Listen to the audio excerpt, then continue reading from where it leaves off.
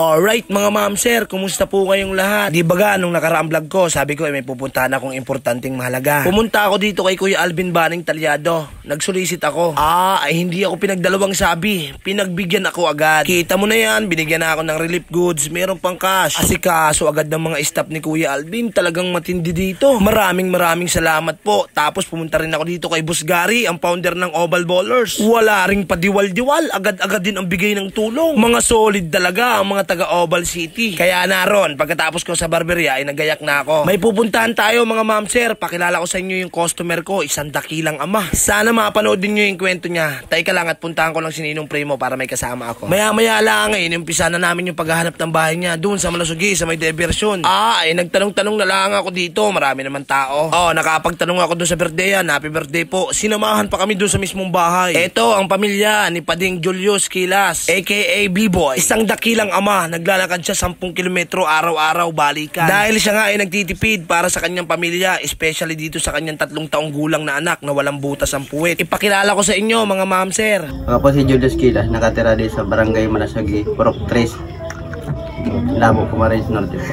36 years old lang po ako. 36. Ilan na yung anak mo? 4 po. 4 ang anak mo. Isa ka nagtatrabaho pa di? Sa pinagtambangan po. Pinagtambangan sa mineral. Simula dito sa diversion, Lalakad ko po. nilalakad mo hanggang sa Alas dito po, Malasagi. hanggang sa tapos magahapon. Anong oras ka nagising sa umaga? Alas 4 po. Alas 4 ng umaga. Naagib pa po ako ay. Naigib ka pa. Grabe. Anong oras ka nakaka-uwi? Uwi po ako dito, alas 6 minsan, alas 7 na ng gabi. Lakad lang. Malayo ba po? Malayo. Ay, libre kain ka naman doon sa Libre po. Libre lahat na. Magkano araw mo? 500. Umaaraw ka ng 500, maghapon at trabaho. Tapos wala man, pag ako yung tinutulong lang, wala po yun. Pamasahe lang. Pamasahe. Tapos tinitipid mo yung sa naglalakad ka na lang. Para sa mga bata, sa mga estudyante ko. At bakit mo naman ginagawa yun pare? Hindi ka naman mamasahe. 500 naman pala ang araw mo. Ba't hindi ka mamasahe? Sa bigas po. Tapos sa mga panggastos ng kanila. May nag-i-eskwela na po kayo. Ilan taong po yung pangalan ninyo? Ano po yan? Ano na yan? Panggaya niya. Ito naman si Totoy mo. Ay, kumusta naman? Ayos naman na po. Thank you niyo. Nga dito ang pagtitipid akong grabe. Ito pati yan. Yan ang grabing tinitipid ko sa paglalakad. Ito ang kailangan. Ano ba nangyari dito pa di? Wala po yan, nung maliit pa po siya. Talagang inilabas siya, walang butas ang puwet. Walang butas ang Puwet po sa tarabatid. Ano daw ang kailangan sa ospital? Ano po, pag ang kailangan namin, gastusin po doon sa naga. Anong nangyari nung pinanganak siya? Wala taga pong butas siya, tapos Gusto naman sana ninyong maoperahan. Maoperahan po ay nung dinay na po sa naga. At maghanap lang po kami ng 35,000 para down lang po yun. Down lang. O para maoperahan. Ay kung hanggang sa kanya, hanggang 70,000 ay wala akong makuha. Wala akong pilit noon. Ngayon po, nagawa naman ako. Moroso naman din. Hindi na ninyo napaoperahan? Hindi na po. Yun na lang ang nangyari. Ay ngayon, halimbawa, kung sakaling may magbibigay sa atin ng tulong, pwede pa bang maoperahan niya si baby? baby? Inaantay lang naman po ito doon. Ay, naantay lang. Kaya ka nag-iipon. Para sa dito po. Kaya ka nagtitipid ng pamasahe mo galing sa trabaho para maoperahan ito si Totoy mo. Sa bagay, ilang taon na siya? 3 na po. Nung 2 taon pa po yun. Nung 2 taon po yun natin sa Dangay, ay wala man po kami. Nasira pa yung cellphone namin dyan. Para di kayo makasakot kami doon sa sa nagpupunta sa aming doktor niyan. Nung dali namin po yan sa dait, sabi yung libreng opera, hindi man po tinanggap. Bakit daw? Kung sino na po naggalaw nung tiyan niya, yun ang mga so sa naga talaga? Kaya po. Kaya wala naman kayong maano. Kaya grabe ang tipid ko po doon. Kaya nagtitipid ka sa pamasahe para may maipon sa ay nung may ipon-ipon naman, nagkasakit naman siya. Nakakain ng matigas. Ay, bawal siyang kumain ng matitigas. Sinundan niya, babae. Kaya susunod po yung lalaki. Nagkagayang bunso po kabunsuhan. Kabunsuhan. Mayayain din po yun ay. Gusto mong manawagan sa may mga sa mga gusto mong humingi ng tulong. Sige pare, magsabi ka na at para ang gusto lang namin po makain po ng tulong para doon sa anak ko. Na kahit konting tulong lang po. Maoperahan lang yung anak ko. Yung pare, ito ngayon, yung dala namin ay yung mga pansamantalang tulong lang. Pinaghingi kita kay Kuya Alvin Talyado, tapos sa tropa, yung iba bukas pa makakabigay at may mga gawa din. Kayo naman mag-asawa, ilan taon na kayo? Mag-asawa. 16 years na lang po. Kasal na ba kayo? Hindi man po yung kasal. Ay, hindi pa kayo kasal. Saan naman kayo nagkakilala ng dalawa? Pinagbiremonti po. Munti, sa may Parakali. Parakali po. Parakali. Ikaw taga saan ka ba ate? Tarakali po. Ikaw, taga dito ka talaga. Po ako. Bale, ang anak mo pare ay 4. Apat. Ano isa? Ito po. Ito po, nakatago po na yun. May ka. Nagbi-brush milk pa sa'yo? Si tutoy mo? Ito ngayon pare, may nagbigay sa atin ng tulong si Kuya Alvin Baning Talyado. Kasi naikwento ko din yung kwento mo na naglalakad ka. Kaya ka pala nagtitipid kasi meron kang anak na may sakit. Kuya, sabi ko, Kuya Alvin, baka naman pwede ako makahingi ng konting tulong para doon sa pupunta ko. Tapos, kahit konti lang akin, hindi ako nagdalawang sabi kay Kuya Alvin. Bigyan ako agad na ito. Ito pare, bigas. Galing yan kay Kuya Alvin. Biga. Ito, may pansit canton. Para pang almusal. Meron ka rin ditong mga dilata, tsaka kape. Sukal din siguro dito. Ito galing yan lahat kay Kuya Alvin Baning Talyado. Paunang tulong pa din para kahit pa paano baga makabawas-bawas ka sa pertusin mo. Tapos ito naman nagbigay din ng kasi Kuya Alvin. Kasi ito naman galing kay Boss G. Kay Boss Gary Espeso. Naging din ako ng tulong. Kay Boss G, nagbigay naman siya ng pera. Pangdagdag pang allowance mo pang araw-araw. Ngayon yung sasakit ng baby mo, mahanap pa tayo ng matulong sa atin para para kahit pa paano baga, may magbigay sa atin ng libreng operasyon niya. Aba, panalo tayo doon, pati ito pa.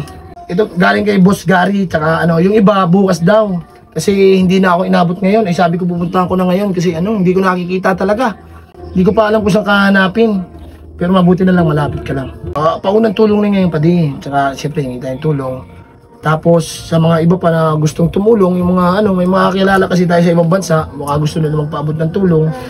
Hindi ka naman nila matutulungan kung walang magpapaabot ng ganyan palang kalagayan mo. Pero yung pare, tulong yan lahat para sa iyo.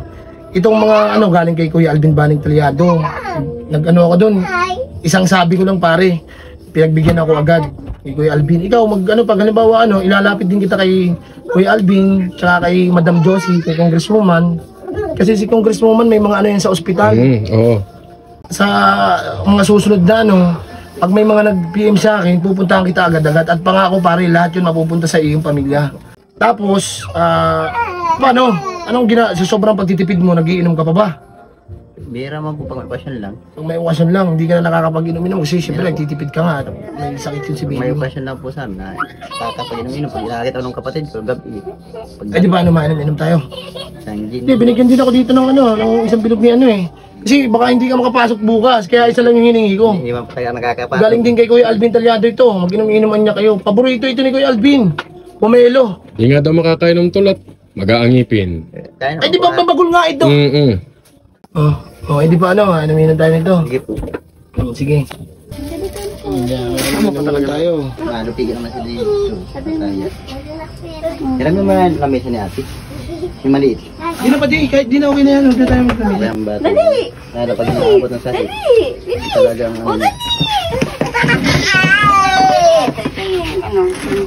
Dali! Bilis! Bilis! Dali! Ay, sabi! Mata pa! Nakarambuhan po siya. Jagat ka?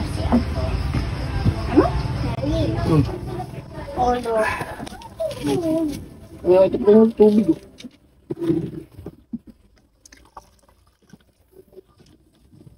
Talagang hindi nakakain tuwing lang ang okasyon. Oo. Bira na makainom. Pinainom tayo ni Kuya Alvin Talyado. Ha? Ang gagawin kung araw-araw. Mabait naman yung ama mo doon. Mabait po. Anong apelido nung Pakita po. Nung bossing mo? Pakita. Anong pangalan? Anthony. Anthony Pakita. I-shoutout mo pare. Masalamat ka kay boss. Boss, salamat po sa tulong sa amin. Boss Anthony Pakita. Boss Anthony Pakita.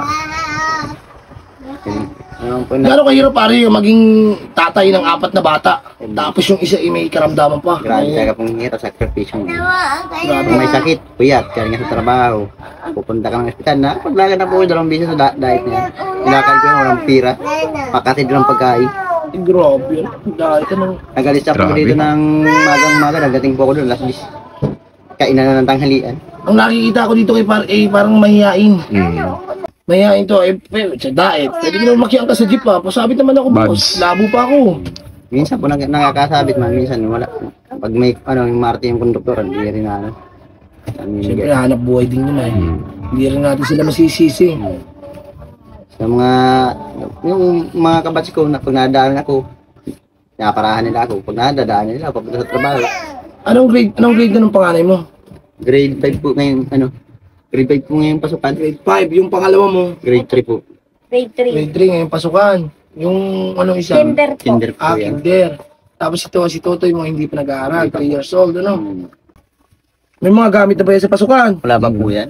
Wala pa Kaya, silang School gamit. supplies. Wala pa. Na ano pa ako, na kaya ako lagi Sige mo na. gustong pumasok sa trabaho kahit linggo. Hindi ka pala nakapasok at Mag-aangipin. Alam mo po mag-aangipin nung ari, nung amo ko, ang problema dun sayang yung kita, ano? nanariman po din mababay, nasira din yung gamit. Kaya di nasira po yung gamit na makina. Wala rin siya maipapayos. Ano bang trabaho mo? Nagmamakina po sa Danau. Nagdadanaw ka. Danau. Bali, pinapatalim ka, araro. Ay, dalawa po kami doon. May tagang naghahawak ng makina, yung kapatid po. Bihira naman po, pag wala yung kapatid, ako nagamit. Ay nasira po. Walang trabaho, para kayong walang trabaho doon.